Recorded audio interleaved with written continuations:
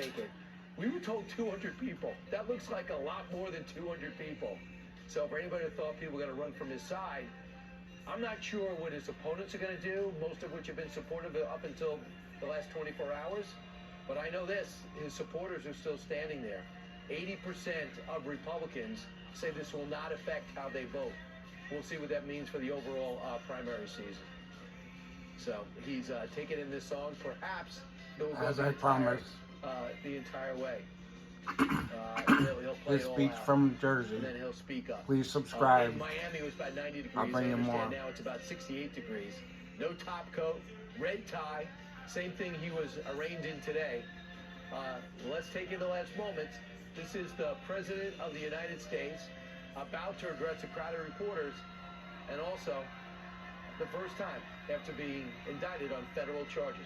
First time in history.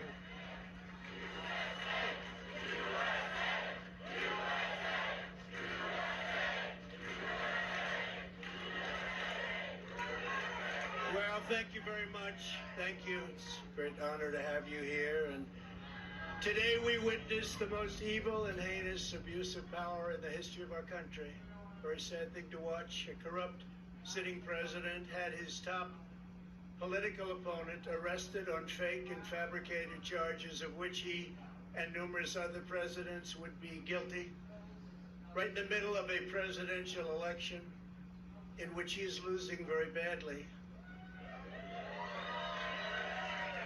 This is called election interference, and yet another attempt to rig and steal a presidential election. More importantly, Please subscribe. it's a political persecution like something straight out of a fascist or communist nation. This day will go down in infamy, and Joe Biden will forever be remembered as not only the most corrupt president in the history of our country, but perhaps even more importantly, the president who, together with a band of his closest thugs, misfits, and Marxists, tried to destroy American democracy. But they will fail, and we will win bigger and better than ever before.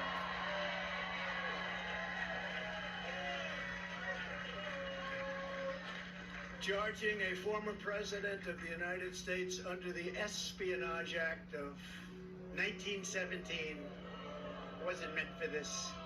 An act for a crime so heinous that only the death penalty would do, and threatening me with 400 years in prison for possessing my own presidential papers, which just about every other president has done, is one of the most outrageous and vicious legal theories ever put forward in an American court of law.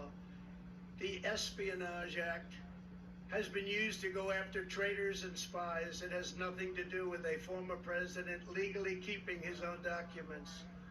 As president, the law that applies to this case is not the Espionage Act, but very simply the Presidential Records Act, which is not even mentioned in this ridiculous 44-page indictment.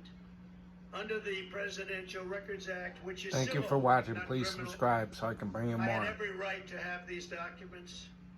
The crucial legal Yes, you precedent did. is laid out in the most important case ever of this Well, subject, now he set the known as precedent. Clinton Let's go get Sons Biden's case. and Hillary's and Obama's. You know what that means?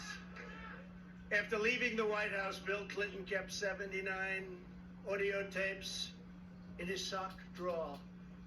They included discussions of U.S. military involvement in Haiti, discussions of U.S. foreign policy, both defense and offense, against Cuba, recordings of President Clinton's conversations with all of the many foreign leaders at the time. Think of that.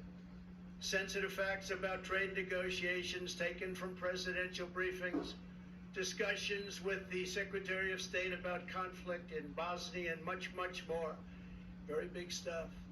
Not only was Bill Clinton never even considered for criminal prosecution based on the tapes he took, but when he was sued for them, he won the case. Judge Amy Berman Jackson's decision states, under the statutory scheme established by the Presidential Records Act, the decision to segregate personal materials from presidential records is made by the president during the president's term and in the president's sole discretion. Please Surprised to subscribe. hear that, Thanks aren't for you? watching. Any normal administration, even an opposing one, would consider that to be the end, but not the corrupt Biden administration. The SOX decision, as it's known, also states, quote, the National Archives and Records Administration, or NARA, does not have the authority to designate material as presidential records. I don't have the authority. NARA does not have the tapes in question, and NARA lacks any right, duty, or means to seize control of them. This is law. The president enjoys unconstrained authority to make decisions regarding the disposal of documents. That's unconstrained to make that decision. Neither the archivist nor Congress has subscribe. the authority to veto the See you tomorrow. president's decision. The Presidential Records Act does not confer any mandatory or even discretionary authority on the archivist to classify records. Under the statute, this